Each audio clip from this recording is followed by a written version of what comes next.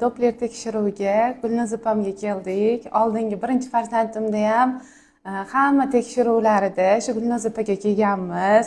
Mana bizani xursand qilib 3D rasmlarigacha chiqarib berdilar. Biz bundan juda ham xursandmiz. Xo'jayinim har doim maqtaydilar. Oldingi bolamni ham tasvirlab bergan har bitta belgilari birga bir chiqqan, lablari botoks deb rosa ta'riflagandilar.